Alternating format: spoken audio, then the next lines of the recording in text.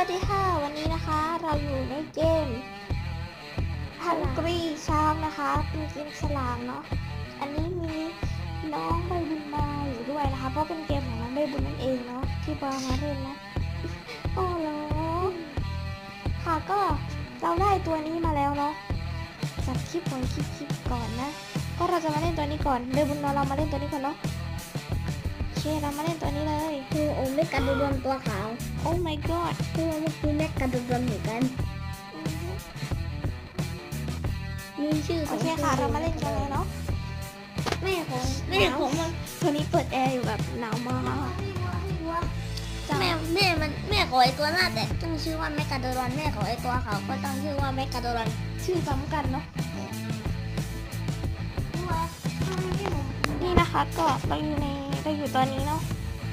แบบมันสุดยอดมากเลยนะมันสามารถกินไอตัวนี้ได้แล้วเนาะเดี๋ยวเข้าใจกันกันใช่มันสามารถยิงโดนไฟฟ้าได้โดยที่มันแสงรังสีบารมีของมันออกมาซึ่งตัวนั้นเราก็มีแล้วคือว่าถ้าเสียงนี่พวกนายทำอะไรกันเนี่ยไอ้ตาปูติ้งต้องซะสิ้นดีเลยไม่ได้พากนานเราโคตรเกลียดคนที่มาดำน้ำเลยเล่นก็เข้าเกลียดแต่ว่ามาแบบทำกับตัวเองแค่แบบกินตรงนี้กันมันชอบมันจิกเรานะเราต้องกินมันมากัดเราจะมากัดตูดฉันคงไม่ได้หรอกเดี๋ยวตูดฉันมันจะสกปรกเพราะฉันเพิ่งที่มากันนะโอ้ยไอ้หมามันมาบ้าเลยอะค่ะมันเนาะยอดมีแสงตรงนี้มันเป็นเจลลี่อะไรอย่างเงี้ยด้วยกินก็กินเราคือ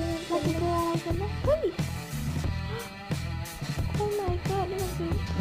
what the ฮับโลว่าที่มันกินเรามันคืออะไรเนี่ยอยากกินน่ารักมากเลยอ่ะเป็นแบบว่ามันเป็นแบบเหมือนบ้านเลยอะไรทองพี่มันกี้มันเห็นอะไรสีทองด้วยอะไรทองพี่มันเห็นอะไรสีทองข้างบนแล้วเป็นไปเลยเฮ้ยตกใจเนาะเป็นรูปอะไรไม่รู้อะไรลูกไข่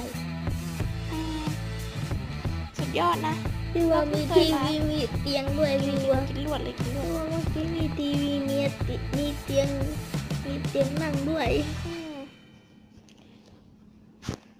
พอเอาไว้นั้นได้ทีเดียวได้เพชร60 เม็ดเลย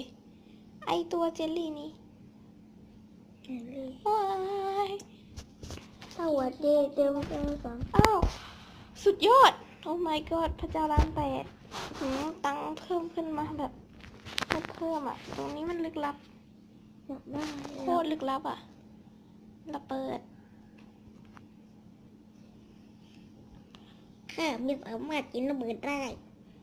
ใช่แล้วถ้าข้าโดนระเบิดเดี๋ยวก็ตายแล้วแจ็คพอตแตกมาตอนนี้ได้ไหมอย่ามาตอนนี้ได้ไหมนี่ตอนนี้อันตรายโอ้ตรงนี้มันไม่ชุดไม่สองภาษาโอ้ยตายแน่เลยเนี่ยพวกนี้เลวเนาะนิสัยไม่ดีแม่ฮะพวกนี้ทำร้ายผมมาเป็น4 ตัวเลยฮะชุดใหญ่ไฟกระพริบไปตัวนี้ใช่ไหมตัวนี้เรากินมันแล้วกี้ยังไม่กินดีกินแล้วกินแล้วมันตายไปแล้วไงเหมือนตัวที่เราได้เราสามารถกินตัวสีม่วงได้แล้วนะเป็นเจลลี่สีม่วงเป็นแมงกะพรุนสีม่วงเนาะแต่เราได้แต่นี้เลยทำไมมันน่ารักดีไอ้พวกนี้โคตรเกลียดเลยอ่ะเนี่ยเดี๋ยวเราต้องทุบให้มันแตกทุบเฮ้ยทุบได้แต่ทางครับปิ้วกินได้แล้วกินลวดทีเดียวเลยแล้วมันจะเป็นจอใหญ่อะข้างๆล่างจะเป็นจอเด็กลิงยักษ์ว่าหมดแล้วสุดยอดบูมผ่านไปอย่างเฉียดฉิวเรื่องจริงๆต้องบอกก่อนเลยว่า ยอดจริงๆไอตัวนี้นอนแต่น่ากินมากมันแบบนั้นนี่นะคะเรากินได้แล้วเนาะโอ้สุดยอดคนดำน้ำที่ว่าคนเกลียดเลยตะกี้ไอตัวฉลามตัวใหญ่ๆตัวสีดำมันมันจะมากินพี่บัวคราวนี้พี่บัวหันไปแล้วก็กินได้เลยก็แจ็คพอตแตกตัวนี้ช่างดีเพื่อเจอจริงๆเราเป็นดูเหมือนว่าจะรวยแต่ก็ไม่รวยเพราะว่าตอนนี้เราเอาไปซื้อของหมดเลยเรามีเงินเพียบเพราะเรามีเงินเพียบเรารวยมากเราเป็นผู้อันนี้เราเก็บเองแล้วไม่ได้ไปเติมเลยเราเป็นเราเป็นทนายฉลามตัวนี้เป็นทนายแกเป็นนั่นแหละนักทำไมฉลามตัวนี้เป็นทนายนี่นะคะก็กินไปเนาะเดี๋ยวเราจะเล่นจนกว่ามันจะตายเลยเนาะเป็นกระทะเชื่ออร่อยจริงให้มันตายเร็วๆนี่เป็นกระทะอร่อยจริงๆอร่อยจริงๆนี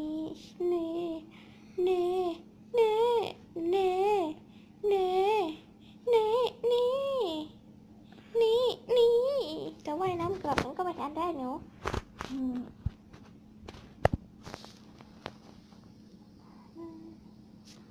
ถ้าดูแค่เราคนอย่างเธอ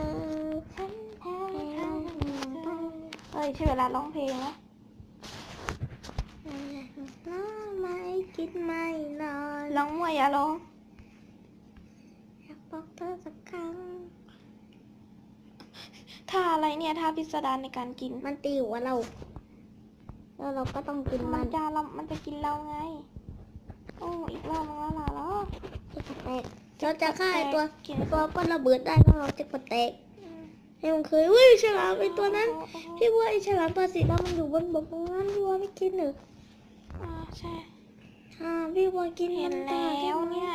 จะได้เพชรก็กินมันมีคนขี่วะใช่แล้วอันที่ว่าวันนี้เห็นมันมีคนขี่ด้วยตอนเจ็คพอตเมื่อกี้เห็นมีคนขี่ด้วยตอนนี้รู้สึกมีอำนาจมากเลยนี่ไอตัวนี้ต้องอยู่ข้างหลังมันก่อนพี่วัวเฮ้ทะเลข้างหลังโอ้ยไปบุญจริงด้วยสุดยอดก็โชคดีที่เต็งมันพูดเดี๋ยวนี้นะว่าต้องอยู่ข้างหลังมันก่อนเพื่อนไปบุญนะคะไอเต็งเลยใช่ต้องเปิดประตูนะประตูมันเปิดเองเลยครับ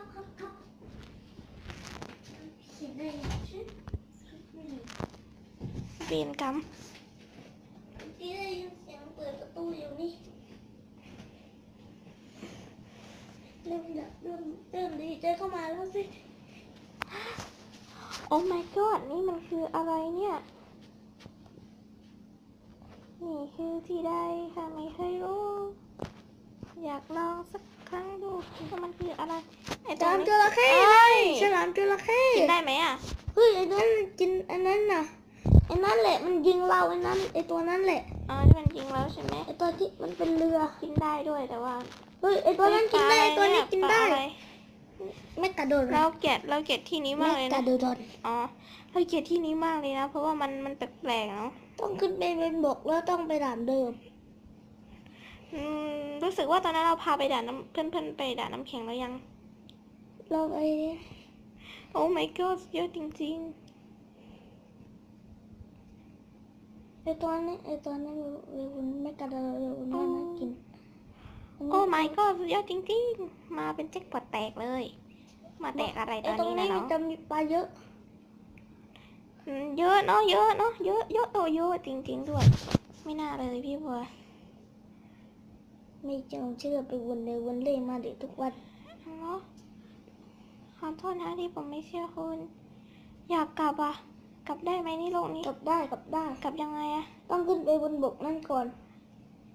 แล้วมันจะต้องยังไงมันไม่ถึงนี่นะมันไม่ถึงนะคะมันสูงจริงๆสูงจริง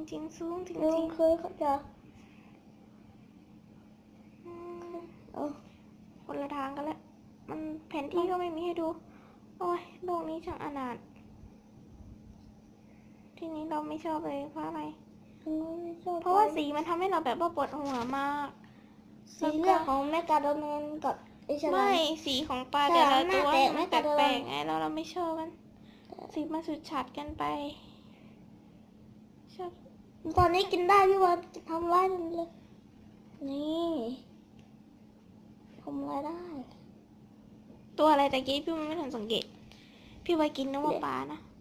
ไม่ใช่ปลาซะหน่อย มันคือเรือดำน้ เนาะ ำใช่ แกชอบมายิงหัวฉันนักหนา โอ้โหไอโอ้สอง ไอ้พวกนี้ใช่ไหม ไอสองตัวนี้ไอสองตัวนี้โอ้โห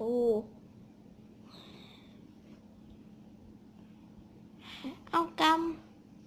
เวรกรรม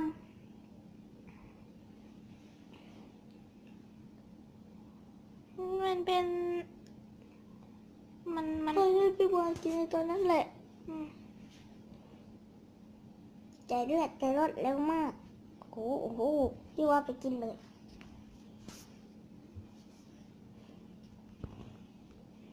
ตะกี้เราวน3 ทีเพื่อบูชายันเนาะ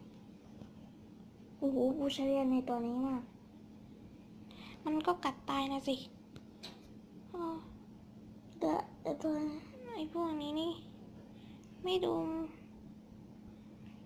มั่งว่าพี่ว่าไอฉลามตัวที่ สุด มี โหด มัน ไอ้ กิน หล่อยตรงนี้ ฮะในสุดหล่อพี่มี สุดโหดเลย อะไร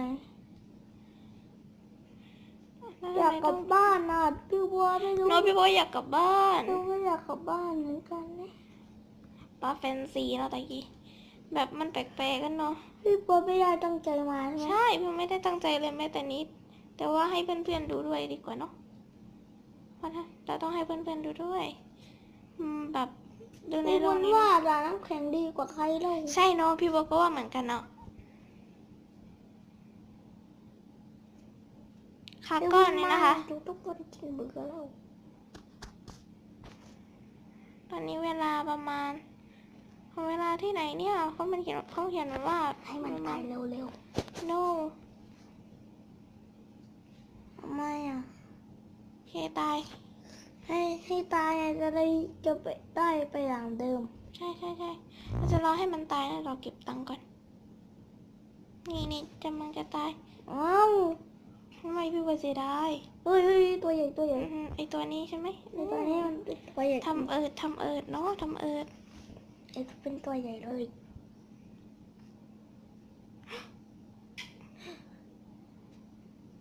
ระเบิด RPG RBG น้องบอกว่า RBG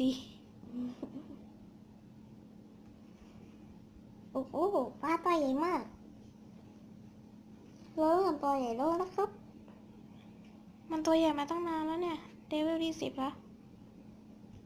ต่อไปจะให้ถึงเลเวลที่11อ่ะ โอเคเราจะต้องให้มันเกยตื้นนะแล้วก็ให้มันตายให้ว่าให้มันตายเร็วที่สุด โอ้โหพี่วานนี่ อย่าให้น้ำมันให้หัวมันไปอยู่ฝั่งนู้นไม่ต้องรีบหรอก เลงเลย ตายแล้ว โอ้โหตายหมุนเลยตายหมุนเลย โอเคค่ะมันตายแล้วเนาะหนาวมาก อุ้ยหนาวไปบนเรือไม่สนิทเล อู้ ย หนาวเล่นเกมจะเพลินเลยหนาวมากเลยจริง นั่งหลบในนี้พี่วานนี่เดี๋ยววันได้ผ้าของใหญ่ลูกปืนใหญ่ต้องพี่ว่าต้องเอาผ้าของปืนใหญ่ ๆโอเคค่ะเดี๋ยวเราจะตัดไปตอนนู้นเนาะค่ะก็อันนี้นะเดี๋ยวเราจะพาไปดูตัวนี้เนาะตัวอันนี้จะเป็นตัวที่แบบว่าเราสามารถเล่นได้แต่เราต้องซื้อก่อน ซึ่งโบยังไม่ได้ซื้อนะโบยังไม่ได้ซื้อตัวนี้เพราะมันแพงนะคะความสามารถของแต่ละตัวเนี่ยก็มีเยอะแยะเนาะส่วนตัวนี้ตัวที่เราซื้อแล้วนะคะเดี๋ยวเราไปเล่นกันเลย ไอ้ตัวน้ำแข็งไม่มีความสามารถแต่มันไม่สามารถยิงระเบิดได้ หนาวมากเลยอะ ทำไมไม่หุบอันใหญ่ หนาวจริงๆ ทำ นะ ไมไม่หุบอันใหญ่เรา โอเคค่ะเรานะคะก็มากินกันเลย โอ้โห มันปล่อยไฟฟ้าได้ไหมเนี่ยปล่อยไม่เห็นจะปล่อยได้เลย นั่งโตก่อน โตเหรอ นี่ตัว อ้าวทำไมอยู่ดีๆมันเป็นเลเวลหนึ่งซะล่ะคือมาเลอ๋อมันต้องเล่นในตลอดไม่นั้นมันก็จะไม่โต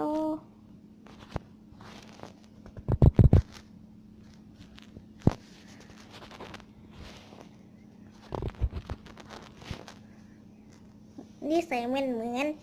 ฉลามฟันเหลมกับฉลามตัวที่5เลย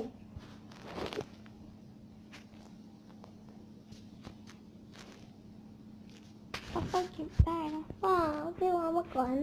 ในวุ้นเรียกว่าน้ำในวุ้นเรียกในวุ้นน้ำท่วมไม่จัดทีนะมีพูดว่าน้ำท่วมแล้วพอตอนตูพ่อเขา อยู่ดีๆมาพูดเรื่องนี้ทำไมนี่เรากำลังลงคลิปอยู่นะบุญนะ นะครับทุกคน กินได้เรื่อยๆนะจ๊ะ